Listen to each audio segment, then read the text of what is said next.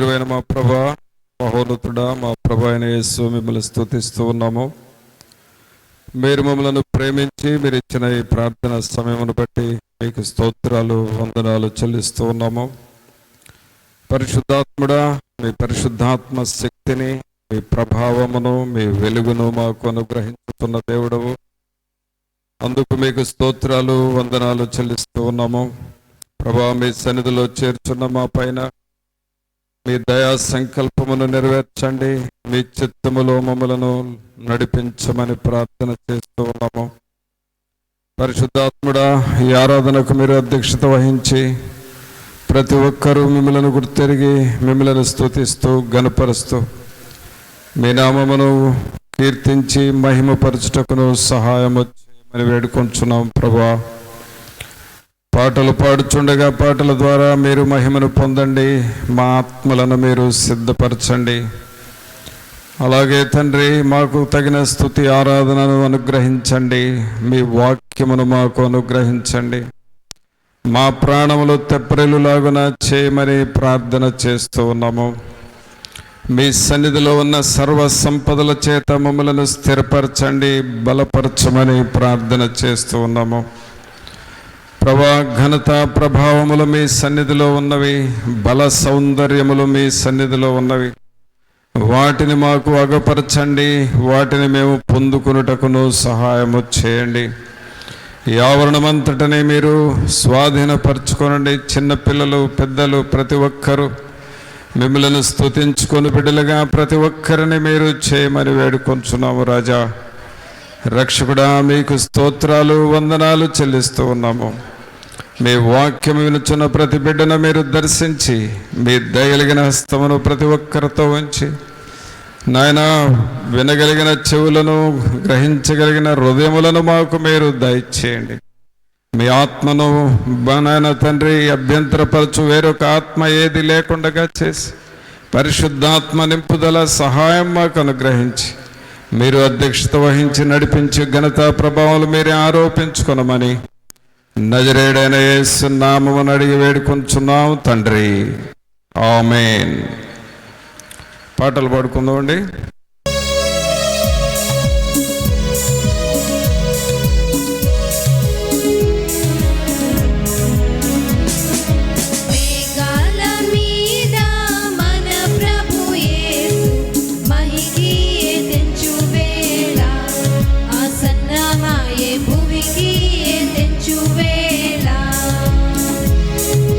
మేఘాల మీద మన ప్రభు యేసు మహికి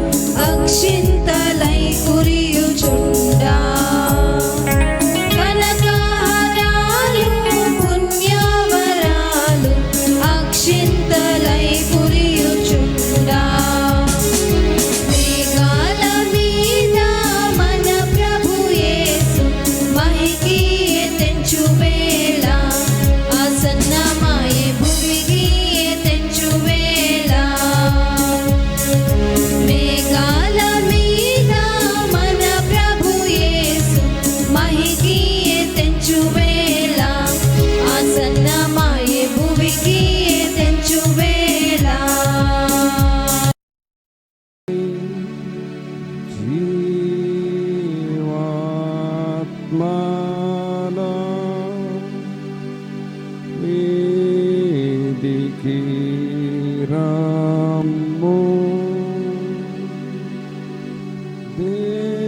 దేవుని జీవాత్మనా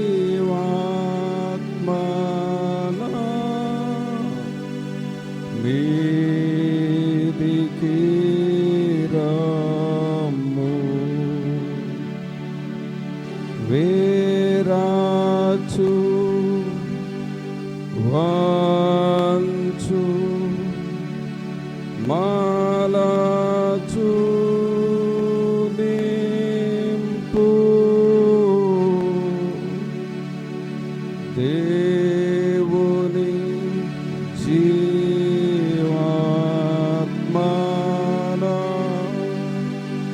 మీదికి రమ్ము.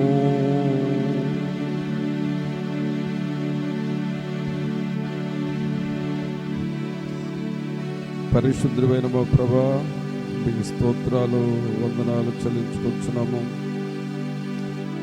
మహోన్నతుడా, మహాగణుడా, మా ప్రభు అయిన యేసు మిమ్మల్ని స్తుతిస్తున్నాము. మేము ఏ రీతిగా ప్రార్థించామో ఆ రీతిగా మా జీవితమును మార్చమని వేడుకొచ్చున్నాము. ఎలాగో పాటలు పాడుతూ ఉన్నామో ఆ పాటలలో ఉన్న జీవాత్మ మమ్మలను ఆవరించున్నట్లుగా, మమ్మలను సంధించున్నట్లుగా చేయమని వేడుకొంచున్నాము తండ్రి. ఈ మధ్య ఆవరణములను బట్టి మిమ్మల్ని స్తుతిస్తూ ఉన్నాము. మహోన్నతుని చాటున నివసించువాడే, సర్వశక్తుని నీడను విశ్రమించువాడు అని మీ వాక్యము సెలవిస్తూ ఉన్నది. మీ వాక్యము దగ్గరకు వస్తూ ఉన్నాము నాయన. కృపా సింహాసనము దగ్గరకు మేము వస్తూ ఉన్నాము. మీ జీవము కలిగిన మాటలు మాకు దయచేయండి. మా యొక్క శరీరము, ఆత్మ, మనస్సును మీరు తాకండి. వాక్యములో ఉన్న జీవము మాలోనికి రావాలి. వాక్యములో ఉన్న శక్తి మాలోనికి రావాలి. వాక్యములో ఉన్న సమృద్ధిని మేము అనుభవించాలి. ప్రభా, సహాయము చేయండి. నేను జీవమిచ్చుటకును ఆ జీవము సమృద్ధిగా ఇవ్వటానికి వచ్చానని చెప్పారు. పరిశుద్ధాత్ముడా, మీ వాక్యము దగ్గరకు వస్తూ ఉన్నాను. మీ సన్నిధి మాతో ఉంచి మమ్మల్ని బలపరచమని నజరేయుడైన యేసు నామమున అడిగి వేడుకొంచున్నాము తండ్రి. ఆమేన్. ప్రియులారా, దేవుని వాక్యం చూసుకుందాం. ఇర్మియా గ్రంథము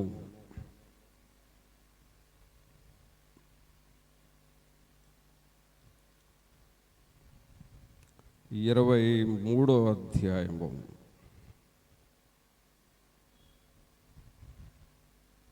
ఇర్మియా గ్రంథము 23వ అధ్యాయము 29వ వచనం చదువుకుందాం. 29వ వచనం.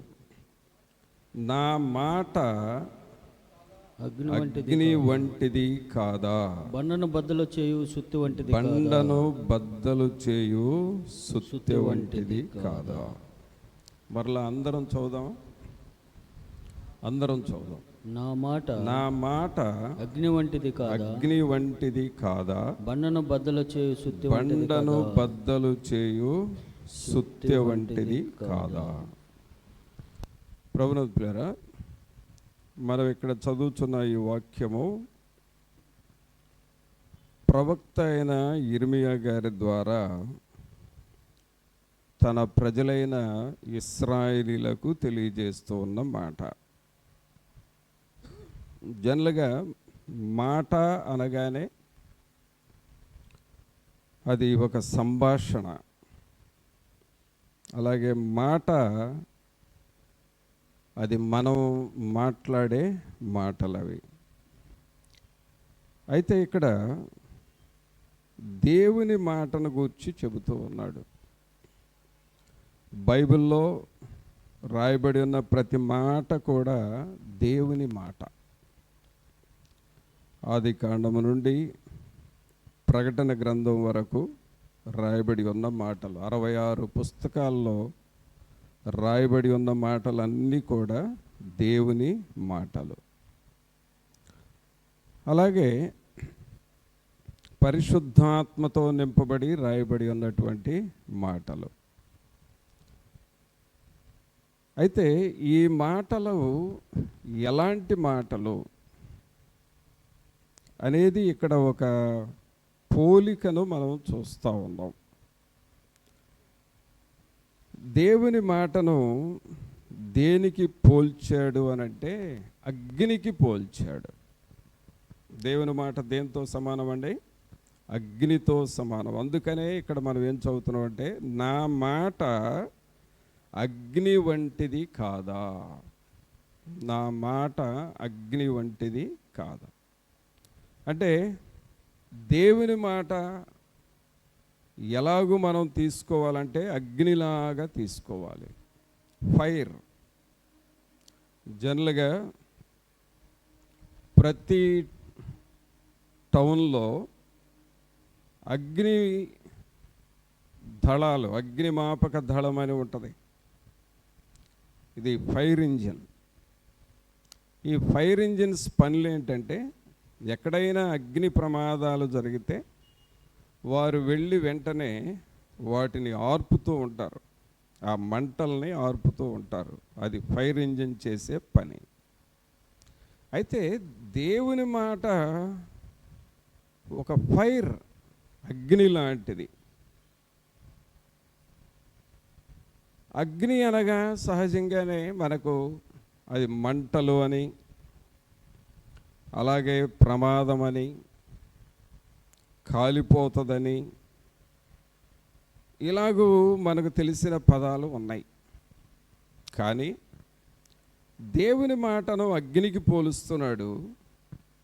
అంటే అగ్ని అంటే ఏంటో మనకు అర్థమైతే దేవుని మాటలు అలాంటివని అర్థమవుతుంది. దేవుని మాట ఏమిటో మనకు అర్థమైతే అగ్ని, అది అగ్ని అని మనకు అర్థమవుతుంది. పరిశుద్ధాత్మ దేవుడు మనకు హెచ్చరిస్తున్న మాట ఏమిటంటే, ఏమిటి అసలు దేవుని మాట అంటే ఏంటి? చాలామంది దేవుని మాటల్ని చులకనగా తీసుకుంటారు. దేవుని మాటల్ని ఈజీగా తీసేసుకుంటారు, నిర్లక్ష్యం చేస్తాం. అయ్యా ఇది దేవుని మాట అని అంటే కొంతమందికి నిర్లక్ష్యం ఉంటుంది.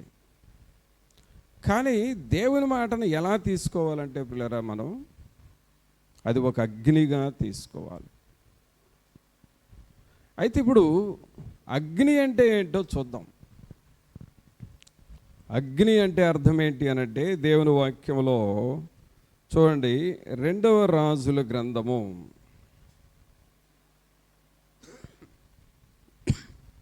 2వ రాజుల గ్రంథము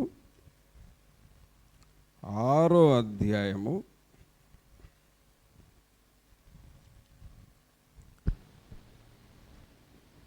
2వ రాజుల గ్రంథము 6వ అధ్యాయము 17వ వచనం చదువుదాం. యెహోవా వీడు చూచునట్లు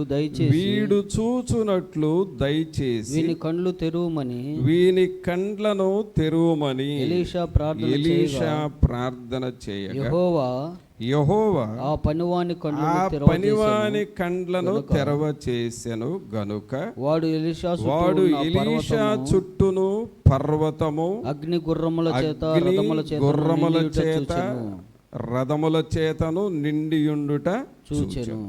పిల్లలు గమనించండి, అగ్ని ఇక్కడ ఇర్మియా గారు చెప్పిన మాట, నా మాట అగ్ని వంటిది కాదా? దేవుని మాటలో అగ్నితో పోల్చడం జరిగింది. ఇది ఒక ఉపమానం, అగ్ని. అయితే అగ్ని అంటే అర్థం ఏంటంటే,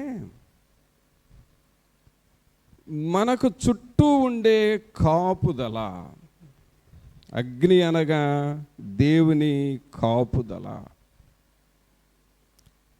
అనగా అర్థం ఏంటంటే, మన చుట్టూ సాతానుడు శోధించాలి అని అనుకుంటూ ఉంటాడు.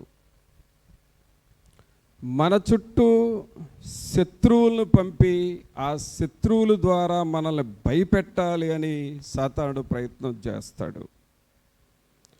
అలాగే మనకు కలిగి ఉన్న వాటి చుట్టూ సాతానుడు ఏదో ఒక రీతిగా శోధించాలని చూస్తాడు. అయితే దేవుడు ఏం చేస్తాడంటే, మనం ప్రార్థన చేసుకుంటున్నాము కాబట్టి, మనము వాక్యం వింటున్నాము కాబట్టి, మనము దేవుని సన్నిధిలో ఆయన సహాయం కొరకు వేడుకుంటున్నాము కాబట్టి, ఆయన మన చుట్టూ దేవుని అగ్నిని ఉంచుతాడు. ఇక్కడ మనం గమనించినట్లయితే ఎలీషా గారు షోమ్రోను అనే పట్టణంలో జీవిస్తూ ఉన్నాడు. షోమ్రోను అనే పట్టణంలో. ఈ షోమ్రోనికి కొంచెం దూరంలో ఉన్న మరొక దేశం ఏంటంటే సిరియా దేశము. ఈ సిరియా దేశాన్ని పరిపాలిస్తున్న రాజు ఈ ఇశ్రాయేలులతో యుద్ధము చేయాలని పెద్ద సైన్యాన్ని సిద్ధం చేసి, ఇటీవల మన భారతదేశము పాకిస్తాన్ యుద్ధానికి తలపడిన రీతిగా ఈ సిరియా దేశస్థులు ఇశ్రాయేలు దేశం చుట్టూ చుట్టేశారు. ఈ దేశస్థుల్ని ఎలాగైనా మనం వశపరుచుకోవాలి, వీరిని మనం స్వాధీనపరుచుకోవాలి అని ప్రయత్నం చేశాడు సిరియా రాజు.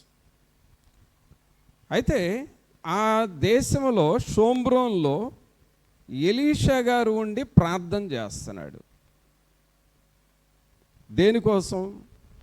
ప్రభువా, మా మీద శత్రువులు రాకుండా చేయండి, మా మీదకు ఇతర దేశాల శత్రు సైన్యము మా మీదకు రాకుండా మమ్మల్ని కాపాడండి అని ఆ దేశం యొక్క కాపుదల కొరకు ఎలీషా గారు మోకరించి ప్రార్థన చేస్తూ ఉన్నాడు.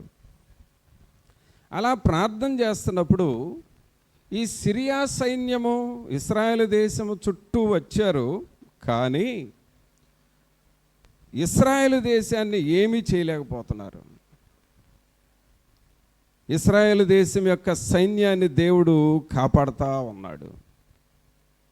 సరే, సిరియా రాజు ఏం చేస్తున్నాడంటే, ఇప్పుడు వచ్చాము కానీ ఇప్పుడు దొరకలేదు వీళ్ళు, సరే వెళ్ళి మరలా ఒక వారం తర్వాత ఆగి వద్దామని చెప్పి వాళ్ళు వెళ్ళారు. వెనక్కి వెళ్ళారు సిరియా రాజు సైన్యం.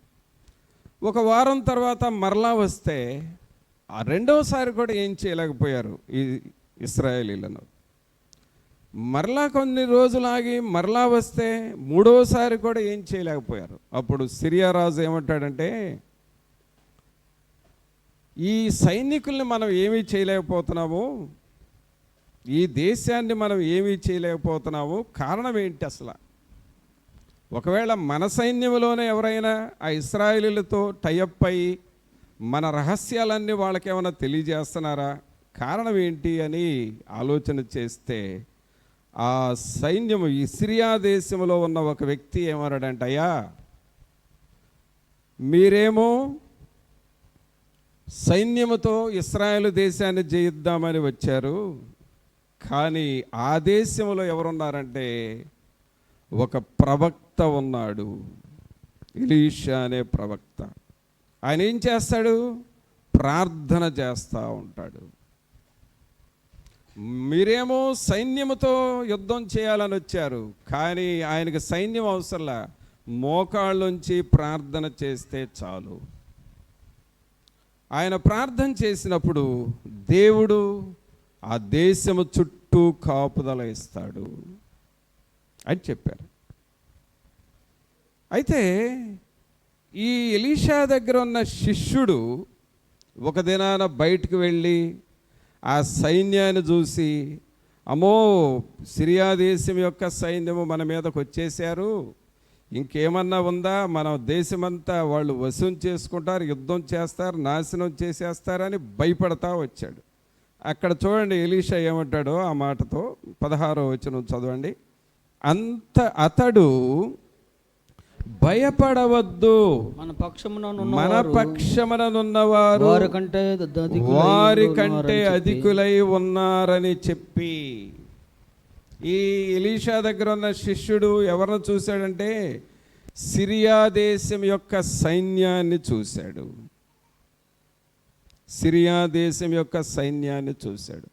అమ్మో, ఆ సైన్యం చాలా పెద్దగా ఉంది, వాళ్ళతో మనం యుద్ధం చేయలేము, మనల్ని వాళ్ళు ఓడించేస్తారు, మనం ఓడిపోతాము అని ఇలాగ భయపడతా వచ్చాడు. ఆ టైంలో ఎలీషా గారు ఒక చిన్న ప్రార్థన చేశాడండి. 17వ వచనం చూడండి. యెహోవా వీడు చూచునట్లు దయచేసి వీని కండ్లను తెరువమని ఎలీషా ప్రార్థన చేయగా యెహోవా ఆ పనివాని కండ్లను తెరువజేసెను. పిల్లలు గమనించండి, ఎలీషా గారు తన దగ్గర ఉన్న శిష్యుడికి ఏమని ప్రార్థన చేశాడంటే, ప్రభువా వీడు చూచునట్లు వీని కండ్లు తెరువము. కళ్ళు తెరిసేదేంటి? బాగానే చూస్తున్నాడు కదా. ఆయన చూస్తుంది ఏంటంటే సిరియా దేశం యొక్క సైన్యం, శత్రువుల సైన్య సమూహాన్ని చూస్తున్నాడు. అంటే కనబడుతున్నట్లే కదా. కానీ ఎలీషా గారు ఏమంటాడు? ఇతని కళ్ళు తెరువు ప్రభు అని అంటాడు. ప్రభునందు పిల్లరా, నా మాట అగ్ని వంటిది కాదా? అంటే మనం ఏం చూడాలి అనంటే దేవుని అగ్నిని మనం చూస్తూ ఉండాలి. ఎలీషా శిష్యుడు శత్రువులు చూస్తున్నాడు, శోధనలు చూస్తున్నాడు, ఇతర సైన్యాన్ని చూస్తున్నాడు, వాళ్ళను చూసి భయపడిపోతూ ఉన్నాడు, భయపడుతున్నాడు అంతే. కానీ ఎలీషాకి ఆ భయం లేదు. ఎలీషా ఎవరిని చూస్తున్నాడంటే దేవునిని చూస్తూ ఉన్నాడు, దేవుని సైన్యాన్ని చూస్తూ ఉన్నాడు, తన దేశము చుట్టూ ఉన్న దేవుని అగ్నిని చూస్తూ ఉన్నాడు. అందుకనే శిష్యుడితో అంటున్నాడు, ప్రభువా వీడు చూచునట్లు వీని కండ్లు తెరవము. ఈ కళ్ళు తెరవటం అంటే అర్థం ఏంటంటే ప్రియులరా, ఆత్మ నేత్రాలు తెరవబడాలి. ఆమేన్. ఏమి తెరవబడాలి? ఆత్మ నేత్రాలు తెరవబడాలి. జనరల్గా మనం పరిస్థితులు చూస్తాం, శత్రువులు చూస్తాం, సాతానుడు చూస్తున్నాం, వాడు భయపెట్టే భయాలు చూస్తాం, ఇంతవరకే చూస్తాం. కానీ మనం చూడాల్సింది దేవుని సన్నిధిని చూడాలి. అందుకనే ఎలీషా ప్రార్థన చేసినప్పుడు ఏమైందంటే 17వ వచనంలో, యెహోవా వీడు చూచునట్లు దయచేసి వీని కండ్లను తెరువమని ఎలీషా ప్రార్థన చేయగా యెహోవా ఆ పనివాని కండ్లను తెరవజేసెను. గనుక వాడు ఎలీషా చుట్టూను పర్వతము, అగ్ని, గుర్రముల చేత, రథముల చేత నిండియుండుట చూచెను. చూసారండి? అంటే దేవుని అగ్ని పర్వతములాగా, గుర్రముల చేత, రథముల చేత ఆ ఇశ్రాయేలు దేశము చుట్టూ ఉన్నట్లుగా చూశాడు. గమనించండి పిల్లరా, మన జీవితాల్లో దేవుని మాటలు ఎలాగుంటాయి అనంటే మన చుట్టూ అగ్నిలాగా ఉంటాయి. దేనికి మనం భయపడిన అవసరం లేదు. నీకేమైనా జరుగుతుందేమో, ఏమన్నా నష్టం జరుగుతుందేమో అని భయపడాల్సినంత అవసరం నీకు లేదు. ఈ సమయంలో ఏమైనా ప్రమాదం వచ్చి పడుతుందేమో అని భయపడాల్సినంత పరిస్థితి మనకు లేదు అసలు. కారణం ఏంటంటే దేవుడు తన మాటలను, తన వాక్యాన్ని, తన ఆత్మను, తన సన్నిధిని మన చుట్టూ అగ్నిలాగా ఉంచుతాడు. ఒక సమయంలో ఒక ఇంటి వాళ్ళు బహుగా భయపడిపోతూ ఉన్నారు, చాలా భయపడుతున్నారు. ఎందుకంటే ప్రతి రాత్రి చీకటి ఆ ఇంట్లోనికి వచ్చి ఆ ఇంట్లో వాళ్ళని భయపెడుతుంది, రాత్రులంతా నిద్రాహారాలు లేకుండా చేస్తూ ఉంది. దాదాపు చాలా రోజులు సఫర్ అయ్యారు ఆ ఇంట్లో వాళ్ళు. తర్వాత ఒక దినాన నా దగ్గరకు వచ్చారు. అయ్యా, ప్రతి రాత్రి పొద్దుగూగుతుందంటే మాకు భయం వేస్తుంది. ఇంట్లోకి సాతానుడు వస్తున్నాడు, విలవిల్లాడిచ్చేస్తున్నాడు మమ్మల్ని. ఏం చేయాలో అర్థం కావట్లేదు. ప్రార్థన చేస్తున్నాం, అయ్యా యేసయ్యా ఈ సాతానుడు మా ఇంట్లోకి రానివద్దు, దీన్ని తోలేయండి అని ప్రార్థన చేస్తున్నాం. కానీ భయపడిపోతున్నాం అయ్యా, ఏం చేయాలో అర్థం కావట్లేదు అని చెప్పారు. చెబితే ఒక దినాన నేను వారి కొరకు ప్రార్థన చేసి ఏం చేశానంటే కొబ్బరి నూనె ప్రార్థన చేసి, మీరు మీ ఇంటి చుట్టూ ఈ కొబ్బరి నూనె జల్లుకొని మీరు లోపల పడుకోండి, మీకు ఏ అపాయం రాదు అని చెప్పాను. వాళ్ళు ఏం లేదు, ఆ కొబ్బరి నూనె వాళ్ళ ఇంటి చుట్టూ జల్లారు. ఇంటి చుట్టూ ఒక రౌండ్ తిరిగేసి ఆ కొబ్బరి నూనె జల్లి ఆ రాత్రి ఇంట్లో పడుకుంటే, రోజుట్లాగానే ఆ సాతానుడు ఆ ఇంటి వాకిటి దగ్గరికి వచ్చి అంటుందట, నేను మీ ఇంటి లోపలికి వద్దామంటే మీరేంటో మంటలు పెట్టారేంటి, మీ ఇంటి చుట్టూ ఏదో మండుతుంది అని చెప్పారంట సైతాన్.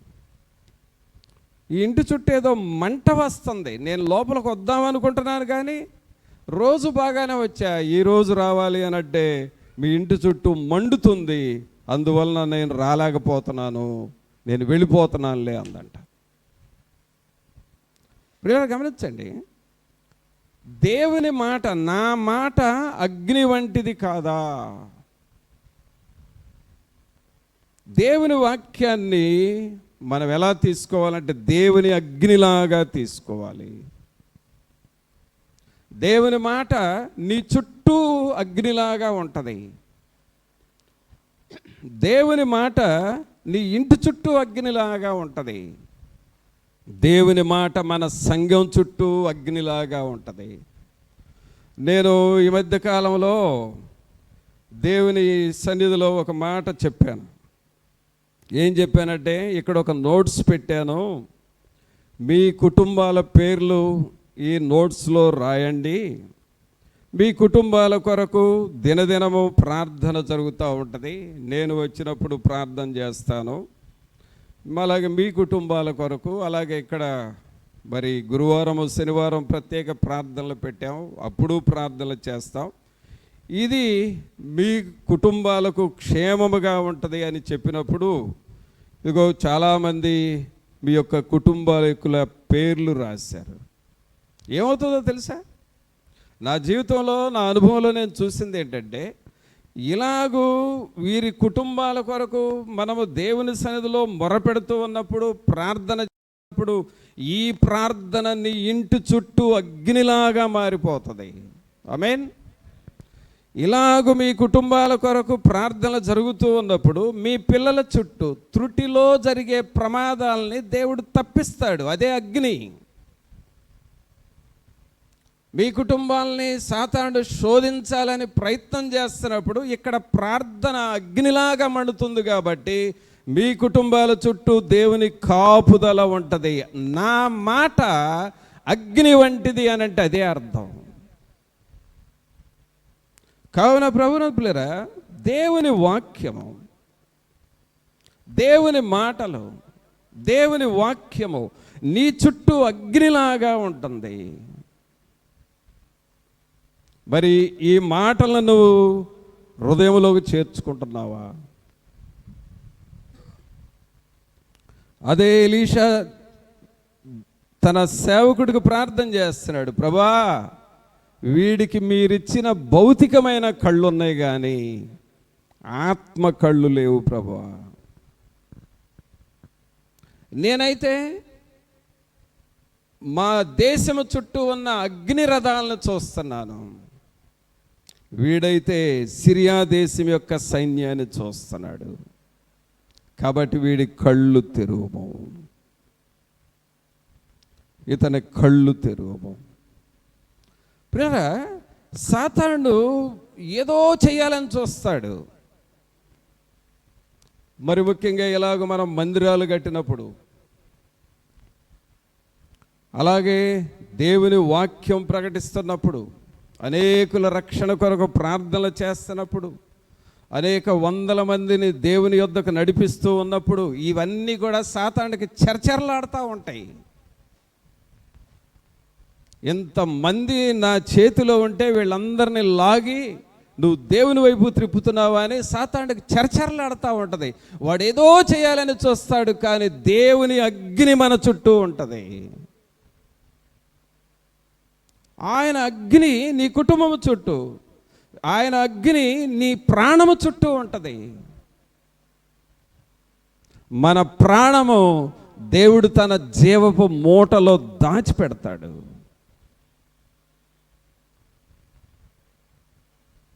కావున ఆయన అగ్నిని మనము నమ్ముచున్నామా? అందుకనే ఈ ఎలీషా గారు ప్రార్థన చేసినప్పుడు ఆ దేశము చుట్టూ అగ్ని ఉండటం చూసి ఆ శత్రువులు చూసి పారిపోయారు. ఒకసారి చప్పట్లు కొట్టండి దేవునికి. పిల్లలు గమనించండి, ఈ అగ్ని రెండు రకాలుగా పనిచేస్తుందండి.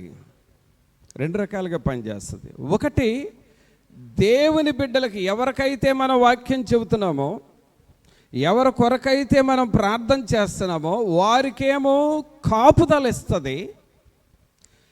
వీళ్ళ మీద పోరాడాలనుకుంటున్న సాతానుడిని కాల్చేస్తుంది. అంటే అగ్ని అనేది రెండు పనులు చేస్తుంది. ఒకటి కాపుదల ఉంటుంది, రెండు కాల్చేస్తుంది. ఎవరికి కాపుదల? దేవుని బిడ్డలకు కాపుదల, దేవుని వాక్యాన్ని నమ్ముచున్న వారికి కాపుదల, దేవుని యందు విశ్వాసం ఉంచిన వారికి కాపుదల. ఎవరిని కాల్చివేస్తుంది? ఈ దేవుని బిడ్డల మీద పోరాడాలని అనుకుంటారే సాతానుడు క్రియలు ఉంటాయే వాటిని కాల్చేస్తుంది. కావున ప్రియులారా, అగ్ని అనేది మనకు కాపుదల, సాతానుకి కాల్చివేత. ఆమేన్. చప్పట్లు కొట్టండి అందరూ. చూడండి, జకర్యా గ్రంథంలో దేవుని యొక్క మాటల గురించి ఇంకొక మాట రాస్తాడు. జకర్యా గ్రంథము, జకర్యా గ్రంథము 2వ అధ్యాయము, జకర్యా గ్రంథము 2వ అధ్యాయము 5వ వచనం చదవండి దయచేసి. నేను దాని చుట్టూ అగ్ని ప్రాకారముగా ఉందును. ఈ మాట అందరూ పెద్దగా చదువుతారా? దొరికింది అసలు జకర్యా? జకర్యా దొరికేడా దొరకలేదా? జకయ్య కాదు, జకర్యా. జకర్యా గ్రంథము 2వ అధ్యాయము 5వ వచనం.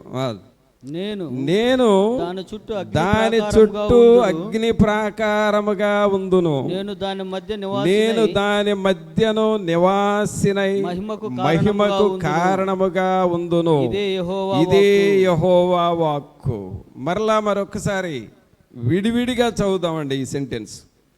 దేవుడు ఏమంటున్నాడు? నేను దాని చుట్టూ అగ్ని ప్రాకారముగా ఉందును. నేను అంటే ఎవరు? దేవుడు. దాని చుట్టూ అంటే ఎవరు? అంటే అక్కడ ఇశ్రాయేలు దేశం చుట్టూ, అక్కడ మన పేరు పెట్టుకొని నా దేవుడు నా చుట్టూ అగ్ని ప్రాకారముగా ఉండును. అందరు చెప్పండి అన్నమాట, మీ కుడి చేయి పైకి లేపి. నా దేవుడు నా చుట్టూ అగ్ని ప్రాకారముగా ఉండును. ఆమేన్. ఒక్కసారి మీరు నా చుట్టూ నా దేవుడు అగ్నిలాగా ఉన్నాడు అని అనుకోండి. నా చుట్టూ నా దేవుడు అగ్నిలాగా ఉన్నాడు. ఆమేన్. ఎలాంటి ధైర్యం వస్తుంది? ఈ అగ్ని లోపలున్న మనకేమో కాపుదల, మనల్ని ఏదన్నా చెయ్యాలి, మనల్ని శోధించాలనుకుంటున్న శత్రువుకి కాల్చివేత.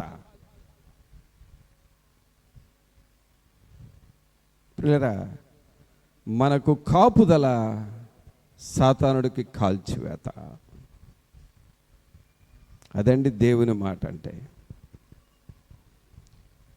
అందుకనే దేవుని వాక్యంలో మరలా అక్కడ ఏమనుందంటే, నేను దాని మధ్యను నివాసినై మహిమకు కారణముగా ఉందును, ఇదే యెహోవా వాక్కు. నేను మీ మధ్య ఉంటాను, మహిమకు కారణముగా ఉంటాను, మీ చుట్టూ అగ్ని ప్రాకారముగా ఉంటాను. కావున ప్రభునంతులరా, దేవుని మాటలు స్పష్టంగా చెబుతున్నాడు. ఇర్మియా గారు అంటున్నాడు, నా మాట అగ్ని వంటిది కాదా. కాబట్టి ఇప్పుడు అగ్ని అనేది దేనికి గుర్తుగా ఉందంటే, మనకు కాపుదలకు గుర్తుగా ఉంది.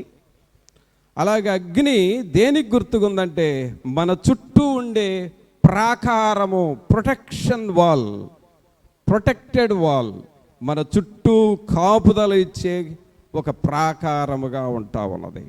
తర్వాత ఇంకొక మాట చూద్దాం. అగ్ని అనేది దేనికి గుర్తుగా ఉంది అనంటే, నిర్గమకాండము చూడండి. నిర్గమకాండము 15వ అధ్యాయము. నిర్గమకాండము 13వ అధ్యాయము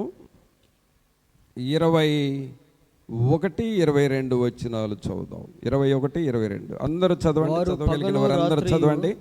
21-22. వారు పగలు రాత్రియు ప్రయాణము చేయునట్లుగా యెహోవా త్రోవలో వారిని నడిపించుటకై పగటివేళ మేఘస్తంభములోను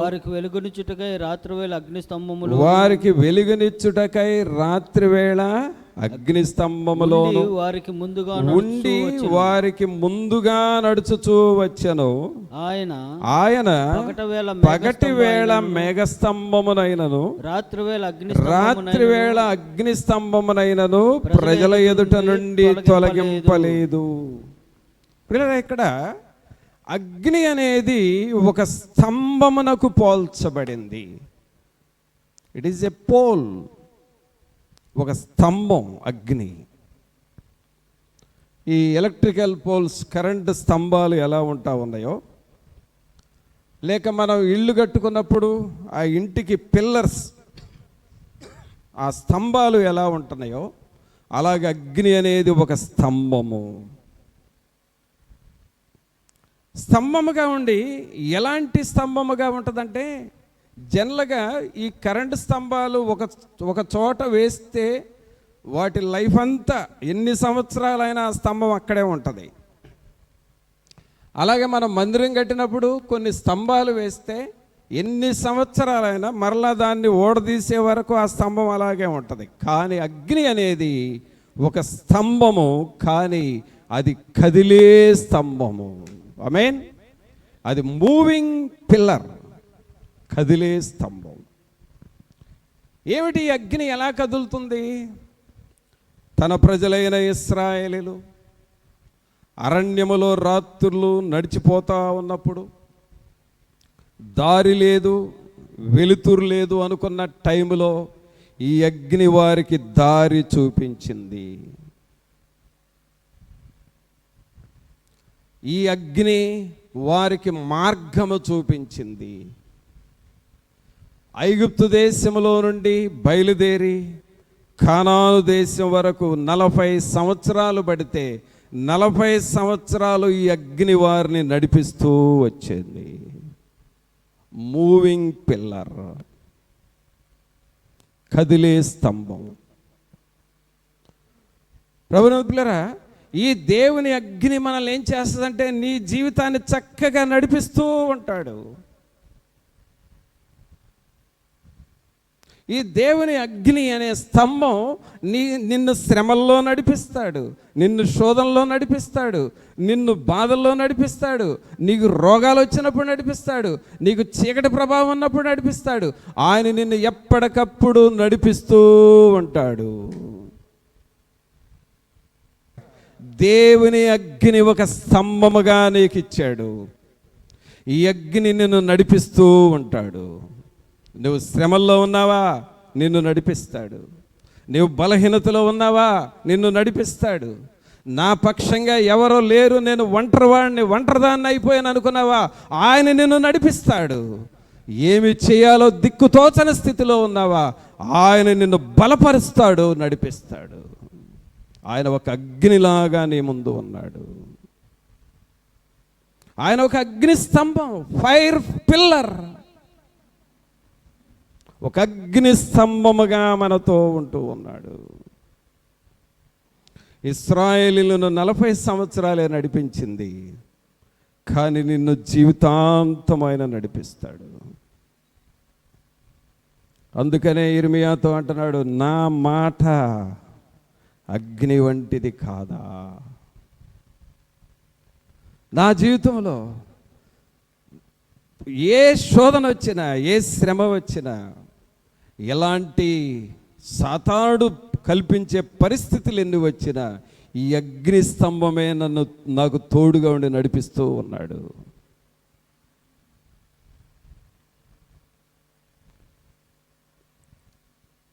ఏలియా కృంగిన సమయాలు ఉన్నాయి, ఈ అగ్ని స్తంభం ఆయనకు తోడుగా ఉండి నడిపించాడు. ఎలీషా కృంగిపోయిన పరిస్థితులు ఉన్నాయి, ఆ సమయంలో ఈ అగ్ని స్తంభం ఆయనకు తోడుగా ఉండి నడిపించాడు. ఈ దినము నీకు నాకు కూడా దేవుని మాటలో అగ్నిలాగా మారి, ఈ అగ్ని ఒక స్తంభముగా మన ముందు ఉంటూ, మనం నడుస్తూ ఉంటే మనతో నడుస్తూ మనల్ని నడిపిస్తూ, అగ్ని స్తంభము ఇశ్రాయేలీయులను నడిపించినట్లుగా ఆయన మనల్ని నడిపించువాడై ఉన్నాడు. కావున అగ్ని 2 విషయాలు చూసాం ఇప్పుడు. ఒకటి, నీకు కాపుదల ఇస్తుంది. ఏమిస్తుందండి? మనకి కాపుదల ఇస్తుంది. 2, అగ్ని నిన్ను నడిపిస్తుంది, ఒక స్తంభముగా ఉండి నడిపిస్తూ ఉన్నది. 3వ విషయం చూద్దాం. అగ్ని దేనికి పోల్చబడుతూ ఉంది అని అంటే, దేవుని వాక్యంలో మన హృదయాన్ని మనం చూసుకుంటూ, ఈ జకర్యా గ్రంథము 13వ అధ్యాయం తీయండి.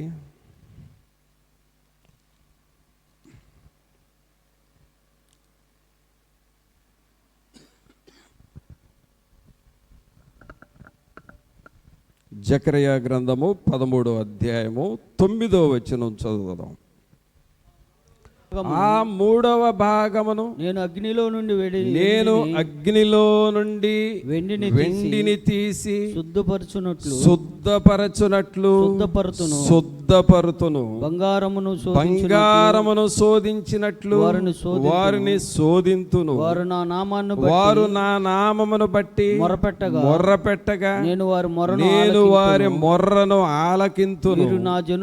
వీరు నా జనులని నేను చెప్పుదును, యెహోవా మా దేవుడని వారు చెప్పుదురు.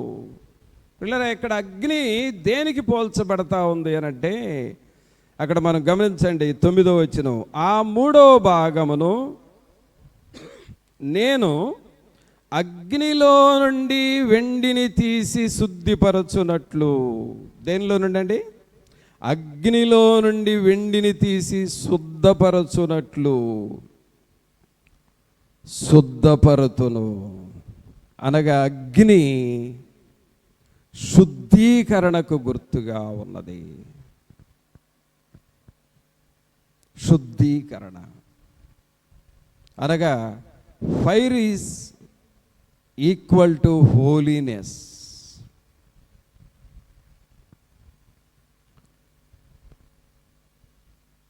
Fire is equal to purification. అగ్ని నిన్ను పరిశుద్ధపరుస్తుంది. అగ్ని నిన్ను పవిత్రపరుస్తుంది. అగ్ని నిన్ను శుద్ధీకరిస్తుంది. అగ్ని నీలో ఉన్న పాప మాలిన్యమును తొలగించి పరిశుద్ధతను ఇస్తా ఉంది. ఈ అగ్ని ఏం అగ్నిది? దేవుని అగ్ని, దేవుని వాక్యమనే అగ్ని. ఈ అగ్ని నీలోనికి వచ్చినప్పుడు ఆ యెరూషలేము నుండి ఎమ్మాయి అనే గ్రామానికి వెళుతూ ఉంటే ఇద్దరు వ్యక్తులు యేసు ప్రభు సమాధిలో నుండి తిరిగి లేచినాడు అన్న సంగతి మాట్లాడుకుంటా వెళుతున్నారు. అదే సమయానికి ప్రభు యేసయ్య వారితో జాయిన్ అయ్యాడు. వాళ్ళు మాట్లాడుకున్నది వింటూ వింటూ వింటూ మాటలు కలిపి మూడో వ్యక్తిగా ఇద్దరితో కలిసి మాట్లాడుతూ ఉన్నారు. ఆ తర్వాత ప్రజలు అనుభవించిన అనుభవం ఏంటంటే, ఆయన మాట్లాడుతూ ఉన్నప్పుడు మన హృదయాలు మండినవి కదా అని అన్నారు. సోదరుడా సోదరి, ఈ మెసేజ్ వింటున్న నీ హృదయము మండుతుంది. దేవుని వాక్యం నిన్ను మండిస్తుంది. దేవుని వాక్యము నీ కోరికలను మారుస్తుంది. దేవుని వాక్యము దేవుని కొరకు జీవించాలనే ఆ ప్రేరేపణ నీకు ఇస్తూ ఉంటుంది. అదే నీ హృదయం మండటం అంటే. దేవుని వాక్యముతో మనం మండాలి. అపోస్తలుడైన పౌలు గారు ఈ వాక్యముతో మండాడు. జాన్ వెస్లీ అనే భక్తుడు ఈ వాక్యముతో మండాడు. శామ్యుయల్ మోరిస్ అనే దైవజనుడు ఈ వాక్యముతో మండి ఆఫ్రికా దేశానికి వెళ్ళి సువార్త ప్రకటించాడు. వాక్యము నీ లోపలికి వెళ్ళి నీలో మంటలు పుట్టిస్తుంది. నీలో ఒకవేళ పాపం ఉంటే ఆ పాపం మీద రోత పుట్టిస్తుంది. ఛీ, ఈ పాపము ఎన్ని సంవత్సరాలు ఇంకా నాకు ఈ రోత బ్రతుకొద్దయా, ఈ రోత జీవితం వద్దయా, ఈ రోత మనస్సు నాకు వద్దయా, ఈ దురాలోచనలు నాకు వద్దయా, నా దేవుని కొరకు నేను బ్రతుకుతాను. ఆ మంటలు నీలోనికి వస్తాయి. శుద్ధీకరణ. నీ ఇంటిని శుద్ధీకరిస్తుంది. నీ ఇంటిలో ఉన్న యవనస్తుల్ని శుద్ధీకరిస్తుంది. దేవుని కొరకు నిలబడేలాగా చేస్తుంది. ఆ మంటలు మన జీవితంలో ఎప్పుడైతే వస్తాయో దేవుని కార్యాలు మన జీవితంలో చూస్తాం. అందుకనే జకర్యా గ్రంథంలో రాస్తూ ఉన్నాడు, ఆ మూడో భాగమును నేను అగ్నిలో నుండి వెండిని తీసి శుద్ధపరిచినట్లు శుద్ధపరుతును. ఇది ఎలాంటిది అనంటే, స్వచ్ఛమైన పరిశుభ్రత. స్వచ్ఛమైన పరిశుభ్రత. ఇక మలినం అనేది ఏ కొంచెము కూడా లేకుండా నిన్ను అన్ని రీతులుగా శుద్ధీకరిస్తాడు. దేవుని వాక్యము అలాంటి శుద్ధీకరణ మనలో చేస్తాడు. అందుకనే జకర్యా ద్వారా మాట్లాడుతూ ఉన్నాడు, వెండిని తీసి శుద్ధపరిచినట్లు శుద్ధపరుతును, బంగారమును శోధించినట్లు వారిని శోధింతును. వారు నా నామమును బట్టి మొర్ర పెట్టగా నేను వారి మొర్రను ఆలకింతును. వీరు నా జనులని నేను చెప్పుదును, యెహోవా మా దేవుడని వారు చెప్పుదురు. ఈ ఫైర్ ఒక వ్యక్తిలోనికి వెళ్ళినప్పుడు దేవుడు ఏమంటున్నాడంటే, వీరు నా జనులు, వీరు నా ప్రజలు, వీరి పాపాలు క్షమించాను, వీరి జీవితాలను మార్చాను, వీరిని నా బిడ్డలుగా చేసుకుంటున్నాను, పరలోక మార్గములో ఈ ప్రజల్ని నడిపించుకుంటూ ఉన్నాను, వీరు నా జనులు. ఈ వాక్యము ప్రియులరా అగ్నిలాగా మన మధ్యకు వచ్చి మనలను శుద్ధీకరించి చివరికి మనలను తన బిడ్డలుగా మార్చుకుంటూ ఉన్నాడు. ఆమేన్. ఎవరం అయిపోయాం ఇప్పుడు? మనము దేవుని పిల్లలం అయిపోయాము. చప్పట్లు కొడతారు ఒకసారి మనందరం. ఎవరి పిల్లలుగా మారిపోయాము? దేవుని పిల్లలుగా మారిపోయాము. ఎలాగూ మారామయ్యానంటే, దేవుని మాట అగ్ని వంటిది. ఆ అగ్ని నిన్ను శుద్ధీకరించింది, నిన్ను శుద్ధీకరించి పరిశుభ్రంగా చేసింది, పరిశుద్ధముగా మారిపోయావు. ఇప్పుడు నువ్వు పరిశుద్ధుడు అయ్యావు కాబట్టి దేవుని బిడ్డగా మారిపోయావు. ఇప్పుడు ప్రభు అంటున్నాడు, వీరు నా జనులు. కావున ఇక్కడ మూడో విషయంగా మనం చూస్తున్నాం, మనల్ని పరిశుద్ధపరిచి మనము దేవుని జనులుగా మారిపోయాం. ఆమేన్. కాబట్టి ఇప్పుడు అగ్ని ఏమేం చేసింది? ఇర్మీయా ఏమంటున్నాడు? నా మాట అగ్ని వంటిది కాదా? దేవుని మాటలు అగ్ని. అగ్ని మనకేం చేస్తుంది? మొట్టమొదట ఏమన్నావు? ఒకటి, కాపుదల ఇచ్చింది. రెండు, అగ్ని మనల్ని ఏం చేస్తూ ఉంది? నడిపిస్తూ ఉన్నాడు. మూడు, అగ్ని మనల్ని ఏం చేసిందంటే పరిశుద్ధపరిచి దేవుని బిడ్డలుగా మార్చేశాడు. ఆమేన్. అయితే ఇంకా దేవుని యొక్క అగ్ని మనకి ఏం చేస్తుందో చూద్దాం. మరొక విషయం చూద్దాం. దేవుని అగ్ని మనకి ఏం చేస్తుందంటే, నిర్గమకాండము 40వ అధ్యాయం తీయండి. నిర్గమకాండము 40వ అధ్యాయము 34వ వచనం చూద్దాం. 34, 35 వచనాలు. మేఘము, అప్పుడు మేఘము ప్రత్యక్షపు గుడారమును కమ్మగా యెహోవా తేజస్సు మందిరమును నింపెను. ఆ మేఘము మందిరం మీద నిలుచుట చేత మందిరము యెహోవా తేజస్సుతో నిండెను గనుక మోషే ప్రత్యక్షపు గుడారము లోనికి వెళ్ళలేకుండెను. పిల్లరా, ఇక్కడ అగ్ని దేనిగా వస్తూ ఉందంటే మేఘముగా వస్తూ ఉన్నది. మేఘము. ఆ మేఘము మందిరములోనికి వచ్చినప్పుడు మందిరములోకి ఏమొచ్చిందంటే యెహోవా తేజస్సు మందిరమును నింపెను. తేజస్సు అంటే ఒక పరిశుద్ధమైన వెలుగు. పరిశుద్ధమైన వెలుగు.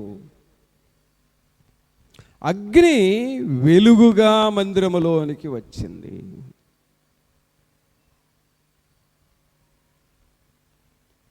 ఇక్కడ మనం చదువుతూ ఉన్నాం, మేఘము ప్రత్యక్షపు గుడారమును కమ్మగా యెహోవా తేజస్సు మందిరమును నింపెను. ఆ మేఘము మందిరం మీద నిలుచుట చేత మందిరము యెహోవా తేజస్సుతో నిండెను గనుక మోషే ప్రత్యక్షపు గుడారము లోనికి వెళ్ళలేకుండెను. అనగా ఆ మందిరములోనికి దేవుని వెలుగు వచ్చినప్పుడు మోషే సైతము లోపలికి వెళ్ళలేకపోయాడు. అంటే అక్కడ ఏముందంటే దేవుని అగ్ని ఉన్నది. ఈ అగ్ని ఏం చేస్తుందంటే దేవుని తేజస్సు, యెహోవా తేజస్సును మనం తీసుకొని వచ్చింది. పిల్లరా, దేవుని మాటలకు మనం లోబడినప్పుడు దేవుని తేజస్సు నీకు వస్తుంది. ఈ తేజస్సును ఇంకా ఏం చెప్పాలంటే ద గ్లోరీ ఆఫ్ గాడ్, దేవుని మహిమ వస్తుంది. ఆయన మాటల్లో దేవుని తేజస్సు ఉన్నది. ఆయన మాటల్లో దేవుని యొక్క మహిమ ఉన్నది. ఆయన మాటలు నీ బాడీని శుద్ధీకరిస్తాయి. ఆయన మాటలు నిన్ను వెలుగుతో నింపుతాయి. ఆయన మాటలు నీ మీద చీకటి ప్రభావాన్ని పారద్రోలతాయి. దేవుని వెలుగు నీ జీవితంలోనికి వస్తుంది. దీన్ని దైవ ప్రత్యక్షత, దేవుని ప్రత్యక్షత అంటాం. మరి ఇలాంటి దేవుని మాటలను మనం తీసుకుంటున్నామా? ఆయన మాటలు నీలోనికి నాలోనికి వచ్చినప్పుడు ఆయన ప్రత్యక్షత వస్తుంది, ఆయన తేజస్సు వస్తుంది. మరి అలాగూ దేవుని అగ్నిని నువ్వు తెలుసుకుంటావా? ఈ అగ్ని, ప్రభువా మా సంఘములోనికి రండి అని నువ్వు అడుగుతావా? దేవుని అగ్ని మా ఇంటిలోనికి రావాలి అని అడుగుతావా? దేవుని అగ్ని నా హృదయాన్ని నింపాలి అని అడుగుతావా? దేవుని అగ్ని మా సహోదరులను మండించాలని అడుగుతావా? అపోస్తుడైన పౌలు గారు రాస్తాడు అపోస్తుల కార్యములో, మేము కూడి ఉన్న మేడగదిలో అనేక దీపములు ఉండెను. అనగా అక్కడ ప్రజల్లోనికి దేవుని వెలుగు వచ్చేసింది. పిల్లరా, వాక్యం వినటం అంటే నీవు వెలిగించబడటము. నీవు వెలిగించబడతావు, నువ్వు మండుతూ ఉంటావు. చూడండి, ఇంకా దేవుని అగ్ని దేనికితో సమానమో ఇంకొక వాక్యాన్ని కూడా చూపిస్తాను. మొదటి దినవృత్తాంతముల గ్రంథము, మొదటి దినవృత్తాంతముల గ్రంథము 21వ అధ్యాయము. మొదటి దినవృత్తాంతముల గ్రంథము 21వ అధ్యాయము 26వ వచనం చదవండి. పిమ్మట దావీదు యెహోవాకు అచ్చట ఒక బలిపీఠమును కట్టించి దహన బలులను సమాధాన బలులను అర్పించి యెహోవాకు మొర్రపెట్టగా ఆయన ఆకాశములో నుండి దహన బలిపీఠం మీదికి అగ్ని వలన అతనికి ప్రత్యుత్తరం ఇచ్చాను. ఆ మాట అందరూ పెద్దగా చెప్పండి. ఆకాశములో నుండి దహన బలిపీఠము మీదికి అగ్ని వలన అతనికి ప్రత్యుత్తరం ఇచ్చాను. ఆమేన్. అగ్ని అంటే అర్థం ఏంటంటే దేవుడు నీకు జవాబు ఇవ్వటము, ప్రత్యుత్తరం ఇవ్వటము. ఇక్కడ బలిపీఠమును కట్టి ఆ దహన బలులు సమాధాన బలులు అర్పించి దేవునికి మొర్ర పెడితే ఆ బలిపీఠం మీదకి అగ్ని వలన అతనికి ప్రత్యుత్తరం వచ్చాను. ఇక్కడ అగ్ని దేనితో సమానం అంటే నీవు మొరపెట్టినప్పుడు నీకు దేవుడు జవాబిస్తాడు అనేది సూచన. మనం ప్రార్థించగా, నీవే సమయంలో ప్రార్థించినా సరే, నీ కుటుంబం కొరకు ప్రార్థన చెయ్యి, నీ పిల్లల కొరకు ప్రార్థన చెయ్యి, సంఘం కొరకు ప్రార్థన చెయ్యి, నీ వీధిలో ఉన్నవారి కొరకు ప్రార్థన చెయ్యి. నీవెవరి కొరకు ప్రార్థన చేసినా దేవుడు అగ్నిల రూపంలో నీకు జవాబిస్తాడు. ఆమేన్. కావున ఇర్మియా గారు అంటున్నాడు, నా మాట చెప్పండి అందరూ, నా మాట అగ్ని వంటిది కాదా. కాబట్టి దేవుని మాటలు దేంతో పోల్చాడంటే ఇక్కడ అగ్నితో పోల్చాడు. అగ్ని అనగా అగ్ని ఏం చేస్తుందని మనం చూసాం. మొదటి విషయము, అగ్ని మనకు కాపుదల ఇస్తుంది. రెండవది, అగ్ని మనల్ని నడిపిస్తుంది. మూడవది, అగ్ని మనల్ని పరిశుద్ధపరుస్తుంది. నాలుగవది, అగ్ని మనకు తేజస్సును, వెలుగునిస్తూ ఉంది. ఐదవది, దేవుని అగ్ని మనకు జవాబునిస్తుంది. ఆమేన్. ఏమిస్తుందండి? జవాబునిస్తుంది. కాబట్టి ఇప్పుడు దేవుని అగ్ని వలన మనకు ఉపయోగాలు ఉన్నాయా లేవా? దేవుని అగ్ని వలన ఉపయోగాలు ఉన్నాయి అన్న వాళ్ళందరూ చప్పట్లు కొట్టండి. మరి ఇప్పుడు ఏం చేద్దాం? ఈ అగ్నిని మనం రమ్మందామా పొమ్మందామా? ఏం చేద్దాం? ఏం చేస్తారండి? అగ్నిని రమ్మందామా పొమ్మందామా? దేవుని అగ్ని మనతో ఉండాలి ఇప్పుడు. దేవుని అగ్ని అనగా దేవుని మాటలు. అందుకనే నా మాట అగ్ని వంటిది కాదా. ఈ అగ్ని, ఈ దేవుని యొక్క మాటలు అనే అగ్ని మన హృదయాల్లో మండాలి. అయితే ఈ అగ్నికి మనం చేయాల్సింది ఏంటో తెలుసా? దేవుని వాక్యానికి మనం ఏం చేయాలంటే చూడండి, ఒక మాట చూసి ముగిద్దాం.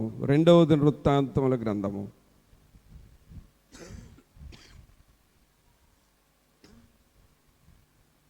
2వ దినవృత్తాంతముల గ్రంథము